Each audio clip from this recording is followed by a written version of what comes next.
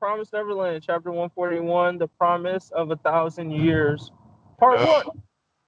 Wait, what? I just said the title of the chapter. Oh, okay. Oh, you said part one. Okay, my bad. Yeah. It took me a little bit. Anyways, all right. So we're finally starting to find out the origin of that original promise, which is interesting. I'm actually a little excited about this. I'm a little curious. Um, I'm not gonna lie though. I'm a little I'm a little frustrated with how they're starting to form how the promise starts in though. Like how it's pretty much just one mother effer who got scared and is just gonna make the promise because he just ain't trying to die. I mean, I can respect that. I can understand why he's like, kind of doing it. He don't want to die, but at the same time, I was prepared for more. I thought there was at least gonna be like a council or like the situation. I didn't see it happening like this. Yeah. I go ahead. Oh no, I'm listening. I'm listening. No, no. Well, fuck. What was I doing? All right. So, how was I first kind of imagining it is that the war could literally have went either way, because that's That's how how I it thought kind too. of seemed. Like at least how they're trying to like make it seem as Yeah. like the series go on. But from what I'm Eventually. seeing, they were Yeah. about like humans were about to get murked. Just period. Like they were about to just get wiped out, no problem. Because the only time they were putting up a fight were against wild demons. But if Right. there were any demons who had even a decent amount of human flow, there was like no competition. At least that's how they made it seem in this chapter. So it's like I'm really, really curious how this kid is about to finesse working out a deal when the demons could just be like, "Bro, we're better than you. You're gonna be slaves. Like that's it." So Right. I'm So a I little. mean, like, one, I feel disappointed with the Ratri Clan because I felt like basically the way they're portrayed in this backstory is like some bitches. Really? Like, I was hoping it would have been more of like a tough decision rather than a like, I just don't want to die, so like, Yeah. let me go ahead and like save my own ass. But I guess it's expected because of how the clan acts, anyways. But whatever. Besides that point, like, I think one of the things that was really like a little bit disappointing to me is to see that Archduke Louis was alive back then and catching bodies. And then you think about it like, okay, these were armored guys as much as they could have been. I get that it was a bit of a time ago, so now they have guns and all this other stuff, so it's a little bit different. But I still think it's kind of shameful that he took that L to Emma's whole squad, having like easily dropped these niggas before. And I don't know if they were like trying to say it's a folly of him being like too cocky, and that's why he lost to them. But I just think it's odd that now they're saying, um, you know what I mean? They showed that flashback, and basically you're just like, oh yeah, and by the way, he got dropped by some 13-year-olds like 1,000 years later. True. Like, come No, on, that's like, that's how completely right. dull are your I mean, skills? it's like there's gotta. That's where it gets tough. It's like fuck, how to really like describe this? Like on in general, most of the kids who were battling against Lewis were like really smart, maybe not like Emma genius level, but decently close, right? And they like legitimately Yeah, were able like to gather around and do that ish. But I mean, you can only put so much respect on him again, like what you mentioned. Considering it's been 1,000 years, like there's no way there's been like another group of people who didn't put up a decent fight unless they like literally had nobody legit in their army squad before the peace 1,000 year era started to begin. So that's yeah, like probably the only thing they could argue is that like during this war before it actually like came to a head and like about the peace was about to start is that nobody was smart really, and it was just like monsters exist, we gotta fight back. Like as soon as like monsters existed, I'm assuming it was just kind of a resistance, like not really hardcore planned. It's just fuck, we gotta fight to survive now. Let's collect, and then just like immediately after that, they get murked almost, and then they have to actually resort to the deal. So they right. never really had time or like the actual capabilities to start developing like a decent plan of attack back.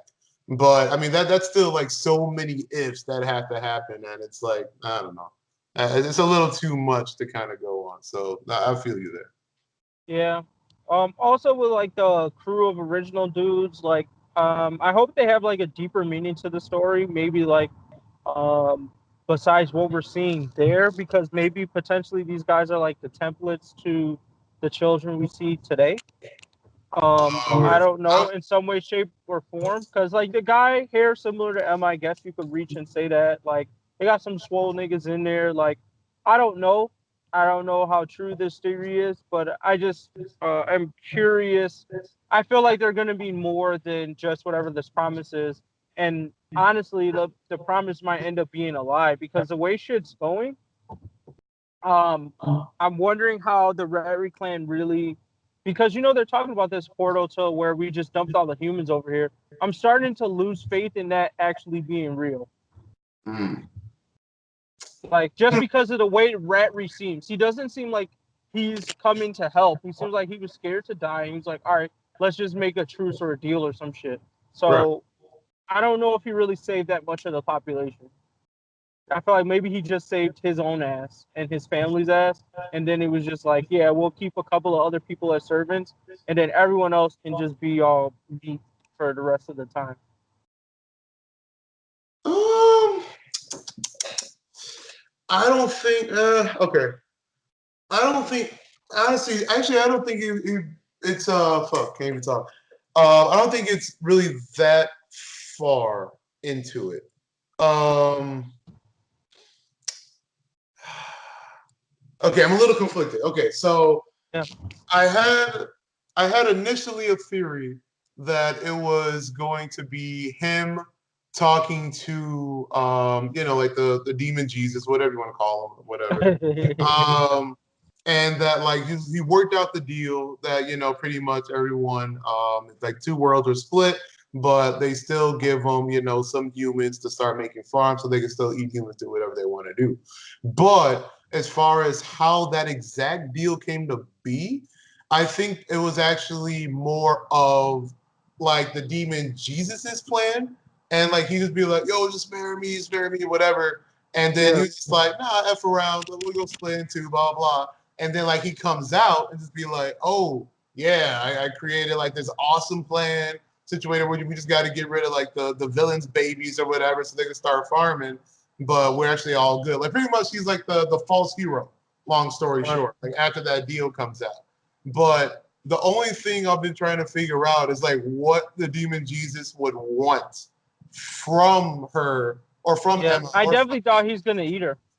that's what I thought too, but that wouldn't make sense Why if not? that was what happened with the Ratri clan.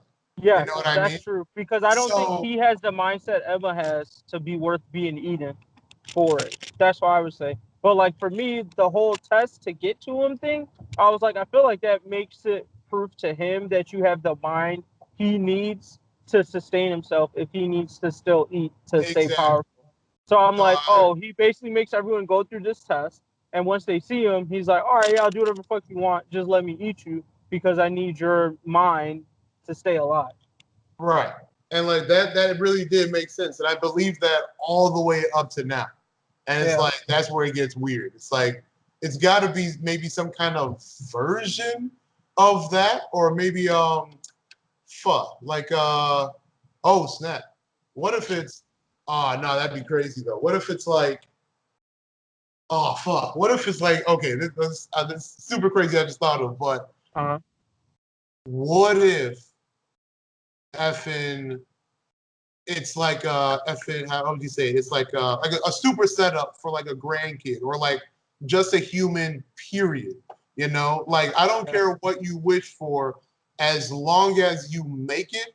So one day another human can come back as well better than you or as good as you, so I can eat.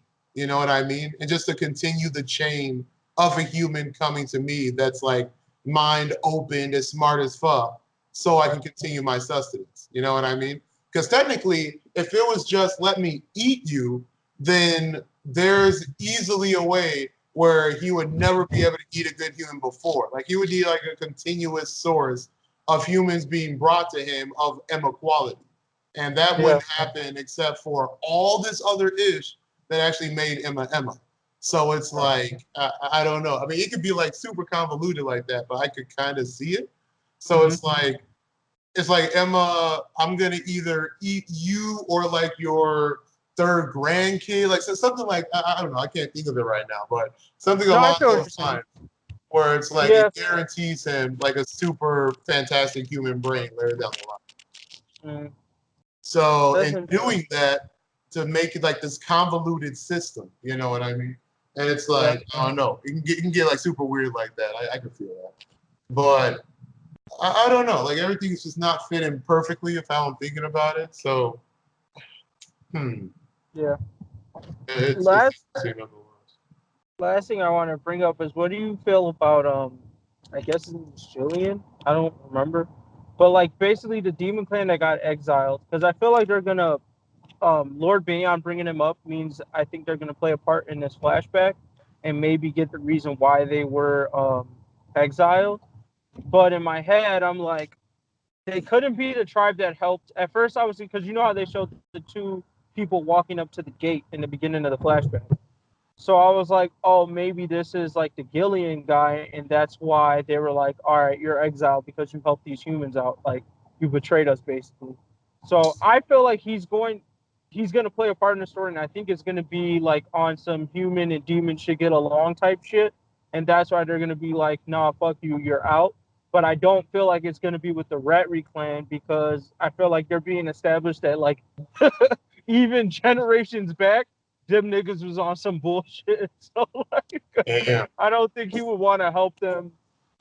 I don't think he's gonna be helping through him. Maybe through the redhead guy or someone else in that crew.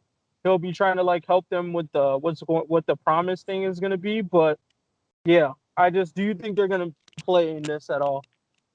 Uh, to be honest, no. I actually still think that that squad was ejected from the royalty simply from petty means.